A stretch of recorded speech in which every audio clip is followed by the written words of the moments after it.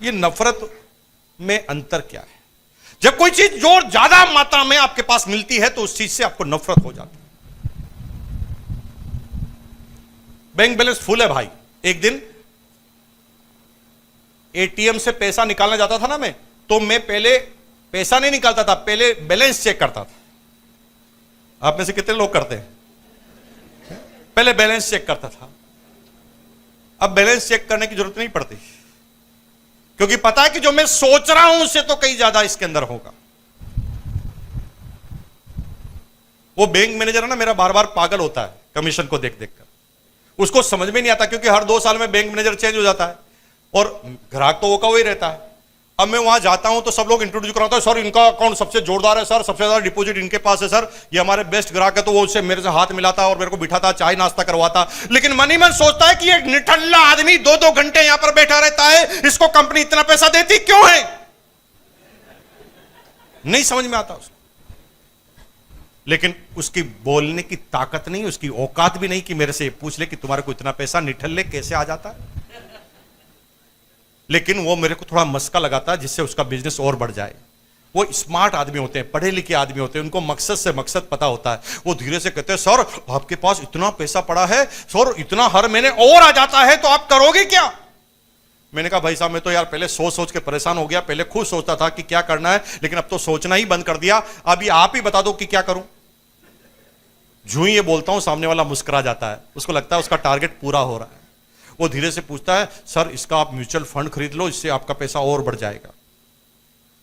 Mutual fund खरीद लो, क्योंकि उसको कमीशन मिलता है। म्यूचुअल फंड खरीद लो, इससे आपका पैसा और बढ़ जाएगा। मैंने कहा चुप, मैं तेरे से पूछ रहा हूं ठिकाने लगाने का तरीका, और तू बढ़ाने का तरीका बता रहा है। बढ़ाने का तरीका तेरे से ज्यादा मेरे पास है, तू कम करने का बता। और इस हॉल में मुकेश कोठारी का चैलेंज है, आप में से एक आदमी मेरे कम करने का सटीक आंसर बता दो, मैं आपका गुलाम बन जाऊंगा। 1 करोड़ का चेक अभी का भी ले जाना, क्योंकि ये बिजनेस बढ़ाना आपके हाथ में है, कम करना आपके हाथ में है ही नहीं। ये इस बिजनेस की ब्यूटी है, ये इस बिजनेस की ब्यूटी है। लेकिन बहुत सारे चैलेंज आएंगे आप काम करेंगे तो, और उन्हीं चैलेंजों पे मैं सब्जेक्ट पे आपका मुंह मोड़ना चाहता हूं। कौन आदमी कामयाब होता है, कौन आदमी कामयाब नहीं होता, उन चीजों को आप समझ जाएंगे, पूरा बिजनेस समझ में आ जाएगा। कई बार आप थोड़ा आगे बढ़ेंगे तो लोग बाग आपको कहेंगे किस्मत बहुत अच्छी है आपकी, बहुत अच्छी किस्मत है, इसलिए आप आगे बढ़ गए हैं, तकदीर लिखा के आए हैं। मेरे भाई तकदीर किन की चलती है, पहले इस चीज को समझ जाना। अंग्रेजी में आपने सुना है, और मैं पिछली बार मीटिंग में आया था तो भी आपको समझा के गया था। लक का मतलब ही है लेबर अंडर करेक्ट नॉलेज। अगर सही नॉलेज के साथ काम करोगे तो तकदीर चलने वाली है, नॉलेज अगर सही नहीं है तो तकदीर चलने वाली नहीं है। जिसका जितना नॉलेज ज्यादा है वो उतना ही ज्यादा कामयाब है। रिलायंस जियो का नेटवर्क है ना भाई साहब, रिलायंस जियो, ये हिंदुस्तान का सबसे बड़ा मोबाइल नेटवर्क है, वर्ल्ड का 3रे नंबर का। और आपको आश्चर्य होगा, रिलायंस जियो का नेटवर्क है वो टावर पर डिपेंड करता है।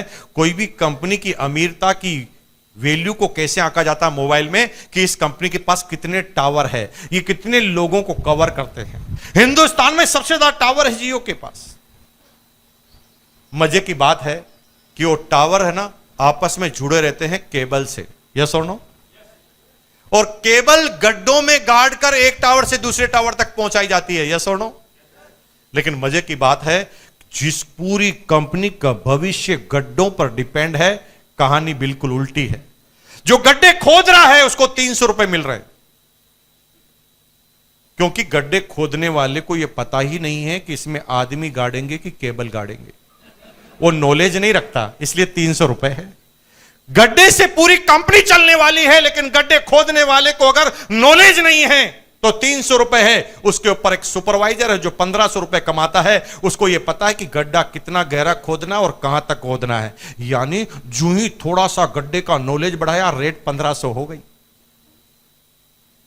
उसके ऊपर एक मैनेजर है जो 1.5 लाख रुपए कमाता है। वो मैनेजर 1.5 लाख रुपए कमाता है, उसको ये पता है कि मुझे ये गड्ढे कितने दिन में कंप्लीट करवाने हैं, मेरा टारगेट कितना है, मैं कितने लोगों को लगाऊंगा तो ये गड्ढा कितने दिन में खुद जाएगा। थोड़ा सा नॉलेज ज्यादा है, इनकम बढ़ती जा रही है। उसके ऊपर एक ठेकेदार है जो 1.5 करोड़ रुपए कमाता है, उसका नॉलेज उन गड्ढों के प्रति और ज्यादा है। उसके ऊपर एक डायरेक्टर है जो कंपनी का मालिक है, उसको यह पता है कि ये गड्ढे मेरे जीवन में कितने महत्वपूर्ण हैं, इन गड्ढों पे मेरा जीवन निर्भर है, इसमें मैं केबल लगाऊंगा, कौन सी केबल लगाऊंगा, कितने टावर लगाऊंगा, कितने लोगों को कवर करूंगा, कितना नेटवर्क रखूंगा, कितना प्लान रखूंगा। जो ही उसकी नॉलेज बढ़ती है उसकी इनकम अनलिमिटेड हो जाती है। शुरुआत गड्ढे से ही हो रही। इसलिए मैंने कहा कि मैं समझाऊंगा तो 10 में से 5 समझ जाएंगे, इमरान समझाएंगे तो 10 में से 4 समझ जाएंगे। जिसका जितना ज्यादा नॉलेज है उसके उतने ज्यादा रिजल्ट है। जीवन में सबसे बड़ी चीज है नॉलेज को हासिल कर। समझ गए? Labour under correct knowledge. लेकिन जब आप किसी चीज का चयन करें, इस बिजनेस में आप 3 चीजों को कन्वर्ट करते हैं आपस में। सबसे पहले समय को कन्वर्ट करते हैं। आपके पास 24 घंटे हैं, लेकिन आप लोगों का नेटवर्क बनाकर अपने हवर्स को बढ़ाना चालू कर देते हैं। सिक्योरिटी बन जाती है आपकी, क्योंकि आपकी दुकान एक मोहल्ले पर निर्भर है, आपकी दुकान किसी एक आइटम पर निर्भर है, आपकी दुकान किसी एक जिले पर निर्भर है, आपकी दुकान किसी एक पॉलिसी पर डिपेंड है। लेकिन यहां पर आपकी सिक्योरिटी ज्यादा क्यों है? न तो किसी एक आदमी पे आप डिपेंड है, न किसी एक प्रोडक्ट पर आप डिपेंड है, न किसी एक डिस्ट्रिक्ट पर आप डिपेंड है, न किसी एक सब्जेक्ट पर आप डिपेंड है। जिस दिन इस एरिया में कर्फ्यू लगेगा ना, तो मेरा बिजनेस जीरो नहीं होगा। क्यों नहीं होगा? क्योंकि मैं किसी एक एरिया पे काम ही नहीं करता। किसी एक प्रोडक्ट पर रोक लगेगी तो मेरा बिजनेस जीरो नहीं होगा। किसी में एक प्रोडक्ट पर काम ही नहीं करता, किसी में एक सब्जेक्ट पर काम नहीं करता, किसी एक दिशा में काम नहीं करता। हमारा सिक्योरिटी लेवल ज्यादा है। हम टाइम बढ़ा रहे हैं, हम मनी को मल्टीपल कर रहे हैं। लेकिन सफलता के लिए सबसे बड़ी चीज है आने वाले पूर्वानुमान को समझना। वो लोग हमेशा कामयाब होने वाले हैं जो आने वाले वक्त को पहले समझ जाएंगे। चाहे वो मोबाइल की बात करो, चाहे वो किसी टेक्नोलॉजी की बात करो, वो लोग एडवांस में आगे बढ़ते हैं जिनको भविष्य का पहले ही पता होता है। वो समय बीत गया जब पैसा लगा के पैसा कमाया जाता था। अभी तो वो एंटरप्रेन्योर आपके सामने आ गए हैं जो बिल्कुल भिखारी बनकर घर से निकले थे, आप करोड़पति बन गए, अरबपति बन गए। उन्होंने सिर्फ अपने दिमाग का इस्तेमाल किया। एक ऐप बनाई, लोगों को कन्वर्ट किया, सारे ड्राइवर और गाड़ी वालों को मिलाया, सारे ग्राहकों को मिलाया, दोनों को ऐप में डाल दिया और कहा कि भाई तुम आपस में लेन देन करते रहो, मुझे कमीशन देते रहो। आप समझ रहे हैं कि रोजगार के तरीके पुराने जैसे रहने वाले हैं तो खत्म हो जाएंगे आप बहुत जल्दी, क्योंकि दुनिया इतनी तेज गति से परिवर्तन हो रही है कि आप सोच भी नहीं सकते, इतना तेज गति से बदल रहा है सब कुछ। आज के 20 साल पहले सारे पेंटरों का बिजनेस खत्म हो गया, पता ना? फ्लेक्स मशीन आई, एक फ्लेक्स मशीन आई, सारे पेंटर समाज से ही गायब। आज के 15 साल पहले एसटीडी पीसीओ वाले गायब। जो धंधा सबसे टॉप पर चलता था वो धंधा पूरा का पूरा खत्म हो गया। 5 साल के अंदर 5 से 10 साल का क्राइटेरिया नोट कर लेना, सारे ड्राइवर गायब होने वाले। अगर नहीं समझते तो आप देखो जाके गूगल पर और नई गाड़ियों के बारे में, नई डिजाइन के बारे में देखिए, गूगल एंड्रॉइड गाड़ियां। आदमी को जो झपकी आ सकती है मशीन को नहीं आ सकती।